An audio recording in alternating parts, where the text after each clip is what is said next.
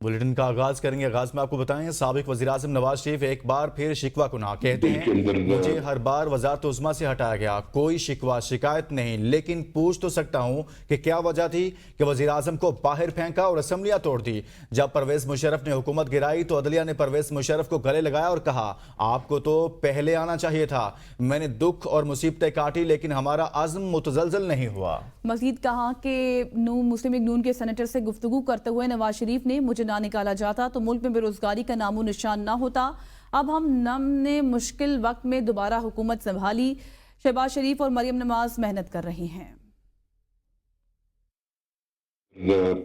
کوئی شکایت یا شکوہ یا گلہ دنیا سے بھی چلے گا تو کیا شکوہ ہوگا، لیکن صرف میں یہ پوچھتا ہوں کہ آج صرف یہ بتائیں وہ کہ کیا وجہ تھی کہ انہوں نے ایک اچھے بھلے وزیر اعظم کو، گورنمنٹ کو، ڈیموکریٹک گورنمنٹ کو اکھاڑ کے باہر پھینکا اور اس کے بعد پھر اسمبلی بھی توڑ دی۔ عدلیہ نے ان کا ویلکم کیا، گلے میں ہار پہنایا اور کہا جی کہ آپ کا انتظار تھا، آپ کہاں تھے، آپ کو تو پہلے آنا چاہیے تھا۔ ہم بھی متزلزل نہیں ہوئے، دکھ کاٹے، مصیبتیں کاٹی، اللہ تعالیٰ نے وہ وقت بھی گزار دیا۔ میں خود نہیں کیا تھا، مجھے نکالا گیا تھا، اور اگر وہ نہ نکالتے تو آج شاید ملک کے اندر بے روزگاری کا نام نہ ہوتا۔ اتنے خراب حالات میں ہم نے آنان حکومت سنبھالی ہے، تو میں جس کے لیے شہباز صاحب کو بھی شاباش دوں گا، بہت بڑی محنت سے کام کر رہے ہیں اور بہت خلوص نیت سے کام کر رہے ہیں، اور بالکل انہوں نے دن رات ایک کیا ہے۔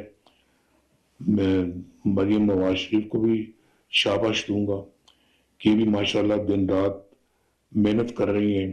مسلم لیگ نون کے قائد نواز شریف نے کہا ہے ہمیشہ سب کو ساتھ لے کر چلنے کی پالیسی اپنائی، بے نظیر بھٹو صاحبہ سے مساک جمہوریت کیا، بانی پی ٹی آئی کی گھر جا کر ان کو قوم کی خدمت میں حصہ ڈالنے کی دعوت دی، لیکن وہ نفرت کی سیاست کرتے رہے، کہتے رہے کہ سب کو جیل میں ڈالوں گا۔ نواز شریف کا اے سی اترواؤں گا، آج وہ جیل میں ہے تو مجھے ان کی سہولتوں پر اعتراض نہیں، وہ ایک کی جگہ 2 اے سی لگوا لے، میں ایسی باتیں دل میں رکھنے والا کینہ پرور نہیں ہوں۔ چل کے گیا تھا آپ کے پاس کہ آؤ مل کے کام کریں۔ محترمہ بینظیر بھٹو نے اور میں نے، ہم نے ایک چارٹر آف ڈیموکریسی پہ دستخط کیے تھے۔ ہم جمہوریت کو برقرار رکھنے کے لیے، مضبوط کرنے کے لیے ہم آپس میں مل کے گورنمنٹ بھی فارم کر لیتے ہیں۔ روٹھے ہوئے بندے کی طرح سے شروع سے ہی آپ اپنا پچھلے 25 سال سے آپ کا یہی رویہ ہے، میں یہ کر دوں گا، میں وہ کر دوں گا، میں تمہیں جیل میں ڈالوں گا، میں تمہیں نہیں چھوڑوں گا، میں نواز شریف کے کمرے سے میں ایئر کنڈیشنر اتار لوں گا، اب تم جیل میں ہو، میرا تو کبھی دھیان بھی نہیں کیا تمہارے ایئر کنڈیشنر کی طرف، تم نے ایک کی بجائے 2 لگوا لو، مجھے کوئی اعتراض نہیں، لیکن اپنا یہ میں اس طرح کا بندہ نہیں ہوں، ورنہ کہ میں دل میں اس طرح کی کینہ پروری کروں یا کینہ رکھوں۔ گجرانوالہ میں اپوزیشن لیڈر عمر ایوب کی پیشی کے بعد میڈیا سے گفتگو، کہا کہ ہم فارم 47 والے وزیراعظم یا ان کی ٹیم سے کیا بات کریں، جو فارم 47 کی پیدائش ہیں وہ شکست خوردہ ہیں، اسمبلی میں ہم سے آنکھیں نہیں ملا سکتے۔ ہم بات کرنا چاہتے ہیں لیکن بات چیت سے قبل گراؤنڈز بنانا ہوتے ہیں، انہوں نے بانی P T I per cases بنائے ہوئے ہیں، ہم آئین اور قانون کی بالادستی چاہتے ہیں، اپنے موقف سے پیچھے نہیں ہٹیں گے، اگر یہ لوگ واقعی بات کرنے پر آمادہ ہیں تو ہمیں ہمارا چرایا ہوا مینڈیٹ واپس کر دیں۔ وہ فارم 47 والا وزیر اعظم یا ان کی ٹیم، ان سے کیا مذاکرات ہم لوگ کریں گے؟ ان کو معلوم ہے شکست خورد ہے۔ یہ میرے ساتھ احمد چھٹا صاحب ہے، ہم لوگ نیشنل اسمبلی میں بیٹھتے ہیں، یقین جانے ہمارے ساتھ آنکھوں میں آنکھیں ملا کے وہ بات ہی نہیں کر سکتے ہیں۔ کس کے ساتھ ہم لوگ بات کریں؟ وہ تو بھاگتے ہیں، وہ تو ہمیں دیکھ کے ڈرتے ہیں، وہ تو عمران خان صاحب کا چہرہ دیکھتے ہیں تو وہ ڈر کے بھاگ جاتے ہیں۔ بات کرنے سے پہلے سب سے اہم بات ہے کہ آپ نے گراؤنڈ بنانے ہوتے ہیں۔ وہ عمران خان صاحب کے خلاف انہوں نے کیسز پہ کیسز لگائے ہوئے ہیں، آئین اور قانون کی بالادستی ہمارے لیڈر کا جو کال ہے اس پہ ہم لوگ ڈٹے رہیں گے۔ تو سب سے پہلے ہمارا چرایا ہوا مینڈیٹ جو ہے فارم 47 کے ذریعے انہوں نے اڑایا وہ ہمیں واپس دیں۔ تحریک انصاف اور جمعیت علماء اسلام میں دوریاں کم، معاملات طے پانے لگے، سابقہ سیاسی حریف وفاقی اتحادی حکومت کے خلاف متحد ہونے کے انتہائی قریب، مولانا فضل الرحمان کے تحفظات بانی پی ٹی آئی تک پہنچا دیے گئے۔ بانی پی ٹی آئی نے تحفظات دور کرنے کی یقین دہانی کرا دی۔ بانی پی ٹی آئی کی فضل الرحمان سے مل کر معاملہ طے کرنے کے لیے 3 رکنی کمیٹی تشکیل۔ اسد کیسر مذاکراتی کمیٹی کی سربراہی کریں گے۔ مذاکراتی کمیٹیاں متفقہ حکمت عملی مرتب کریں گی۔ متفقہ حکمت عملی کے لیے احتجاجی تحریک سمیت دیگر نکات پہلے اتفاق رائے کیا جائے گا۔ اتفاق رائے کی صورت میں مولانا فضل الرحمان اور بانی پی ٹی آئی دستخط کریں گے۔ ویلکم بیک، خبروں کا سلسلہ آگے بڑھائیں گے اور اب آپ کو بتائیں کہ عدت کیس میں اہم پیشرفت بشریٰ بی بی نے اسلام آباد ہائی کورٹ میں سزا معطلی کی درخواست دائر کر دی ہے۔ بشریٰ بی بی نے بیرسٹر سلمان صفدر کے ذریعے درخواست دائر کی۔ درخواست میں بشریٰ بی بی کی سزا معطل کر کے ضمانت پر رہائی کی استدعا کی گئی ہے۔ 3 فروری کو سول کورٹ نے بشریٰ بی بی کو 7 سال قید کی سزا سنائی تھی۔ رجسٹرار اسلام آباد ہائی کورٹ نے درخواست پر اعتراض عائد کر دیا۔ آپ کو بتائیں کہ عدت نکاح کیس میں بڑی پیش رفت ہوئی ہے اور سول کورٹ نے 3 فروری کو بشریٰ بی بی کو 7 سال قید کی سزا بھی سنائی تھی۔ عدت نکاح کیس بشریٰ بی بی نے اسلام آباد ہائی کورٹ میں سزا معطلی کی درخواست بھی دائر کر دی ہے۔ درخواست میں بشریٰ بی بی کی سزا معطل کر کے ضمانت پر رہائی کی استدعا کی گئی ہے۔ بانی پی ٹی آئی رہنماؤں کی F I A cyber wing پیشی کا معاملہ، پی ٹی آئی رہنماؤں سے پوچھے گئے سوالات کی تفصیلات سامنے آ گئی۔ ایف آئی اے کا سوال، بانی پی ٹی آئی کا سوشل میڈیا اکاؤنٹ کون چلاتا ہے؟ متنازع ویڈیو کس نے بنائی؟ کہاں سے اپلوڈ ہوئی؟ بانی پی ٹی آئی کی سوشل میڈیا ٹیم کے ممبران کتنے اور ان کے کیا نام ہیں؟ اس خبر سے متعلق آپ کو آگاہ کر رہے ہیں کہ پی ٹی آئی رہنماؤں سے پوچھ گچھ کی گئی ہے۔ متنازع ویڈیو کیس کس نے بنائی اور کہاں سے اپلوڈ ہوئی؟ ایف آئی اے کے یہ سوالات سامنے آئے ہیں۔ بانی پی ٹی آئی کی سوشل میڈیا ٹیم کے ممبران کتنے اور ان کے نام کیا کیا ہیں؟ ایف آئی اے کے پی ٹی آئی رہنماؤں سے پوچھے گئے سوالات کی تفصیلات سامنے آ گئی ہیں۔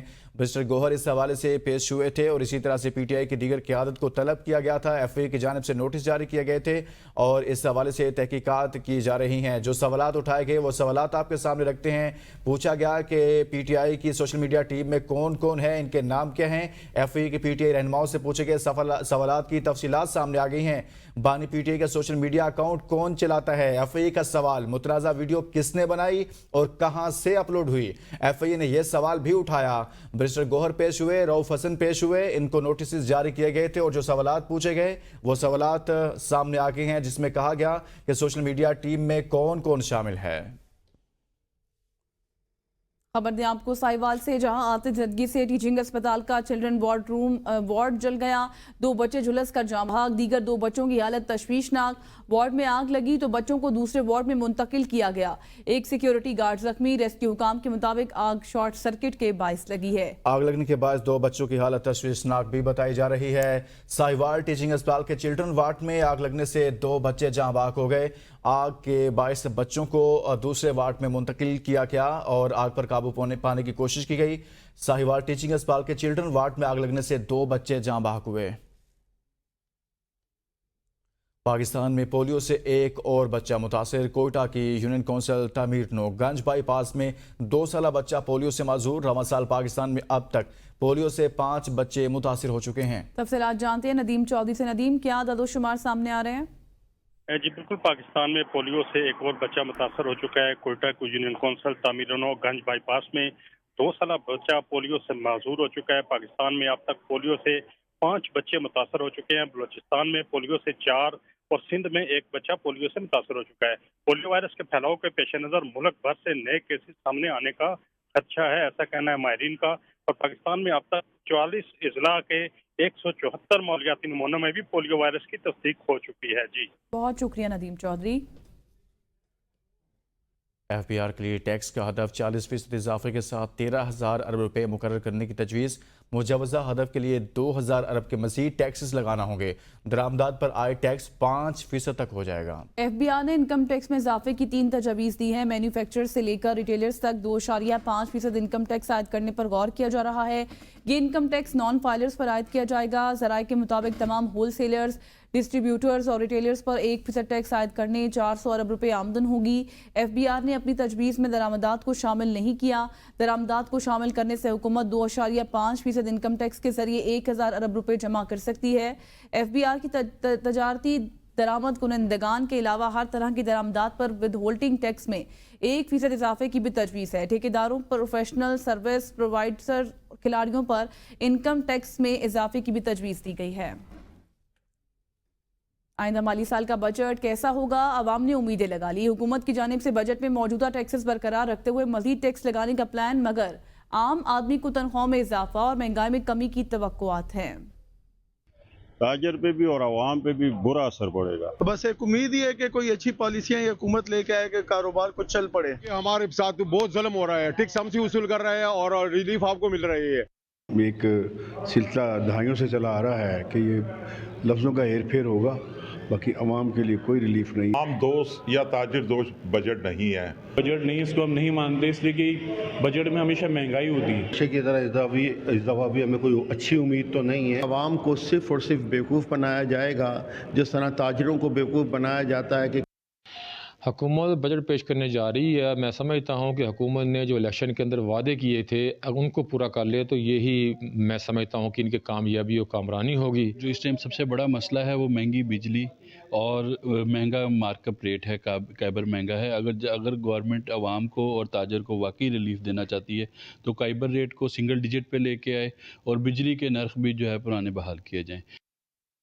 सिंध हुकूमत ने टैक्स निज़ाम को ऑनलाइन करने और विद लिंक से मुंसलिक करने का फैसला कर लिया है। इस हवाले से होने वाले इजलास में शजील इनाम मेमन ने कहा कि टैक्स निज़ाम आसान बनाने के लिए ऑनलाइन अदायगी का सिस्टम शुरू किया जाएगा। उन्होंने कहा कि गैर रजिस्टर और निजी गाड़ियों पर सरकारी नंबर प्लेट लगाना जुर्म है, इस सिलसिले में कानून साजी की जाएगी। उन्होंने कहा कि जाली नंबर प्लेट लगाने के जुर्म को नाकाबिल ज़मानत करार देने और कम से कम 1 साल कैद की सज़ा के लिए कानून बनाया जाएगा। इजलास में शजील इनाम मेमन को प्रीमियम नंबर प्लेट्स की तैयारी के हवाले से पेशरफ्त पर ब्रीफिंग दी गई। इजलास में 3 मुख्तलिफ कैटेगरीज की नंबर प्लेट्स के इजरा का फैसला किया गया। प्लाटीनियम कैटेगरी में 10, गोल्ड कैटेगरी में 11 और सिल्वर कैटेगरी में 10 प्रीमियम नंबर्स जारी किए जाएंगे। वक्त हुआ एक ब्रेक का। Welcome back. और यहाँ आपको बताएं सहारम बरनी के मजीद जिस्मानी रिमांड के लिए एफआई की दरख्वास्त मुस्तरद कर दी गई है। सिटी कोर्ट कराची में बच्चों को गैर कानूनी तौर पर बैरून मुल्क भेजने और स्मगलिंग की केस की समाअत हुई। अदालत ने सारिम बरनी को जुडिशल रिमांड पर जेल भिजवा दिया। सारिम बरनी की दरख्वास्त जमानत पर समाअत 10 जून को होगी। दौरान समाअत एफआईए ने अदालत को बताया कि मुल्जिम ताउन नहीं कर रहा, जो सवाल पूछते हैं जवाब मिलता है पता नहीं। रुक करेंगे सवात का, जहां पीटीआई का जलसा शुरू होने वाला है। जलसागाह में कारकुनों की आमद का सिलसिला जारी है। सिक्योरिटी के फुल प्रूफ इंतजाम भी किए गए हैं। मजीद जानते हैं हयात चमन से। जी बिल्कुल, इस वक्त मैं कराची ग्राउंड में मौजूद हूँ, जहाँ पर पाकिस्तान तहरीक इंसाफ के जलसे के लिए पंडाल सज गया है। यहाँ पर कुर्सियाँ लगा दी गई है, स्टेज बना दिया गया है और जलसे के शुरू होने में तकरीबन कोई आधा घंटा रहता है। लेकिन एक बात जो काबिल गौर है, यहाँ पर कारकुनान की तादाद जो है काफ़ी कम नज़र आ रही है। आमतौर पर जब यहाँ पर पीटीआई के जलसे होते थे तो काफ़ी पहले से कारकुनान जो थे वो यहाँ पर आते थे। लेकिन इस वक्त अगर हम जायज़ा लें तो ये मलक्कन डिवीज़न के सतह पर बहुत बड़ा जलसा है। ज़िला स्वात जो कि हेडक्वार्टर है और यहाँ के 9 अजला के जो कारकुनान हैं उसने आना है। लेकिन हम जो रोडों पर देख रहे हैं, जो पिंडाल अगर हमारा कैमरामैन आपको दिखा सके तो इस वक्त कुर्सियाँ तमाम जो है खाली पड़ी हुई है और कारकुनान के आमद जो है वो इंतहाई कम है। मौसम के हवाले से भी मैं अपडेट करता चलूँ आपको, तो मौसम भी मेहरबान है। इस वक्त आसमान पर गहरे बादल छाए हुए हैं और काफ़ी देर से बादलों और धूप के दरमियान आग मचूली का सिलसिला जो है वो जारी है। मौसम काफ़ी खुशगवार हो गया है और बारिश का भी इम्कान जो है वो नज़र आ रहा है। जी, इसी के साथ न्यूज़ बुलेटिन से अब तक के लिए इतना ही। मजीद बाखबर रहने के लिए देखते रहिए ABN न्यूज़, कौम की सोच।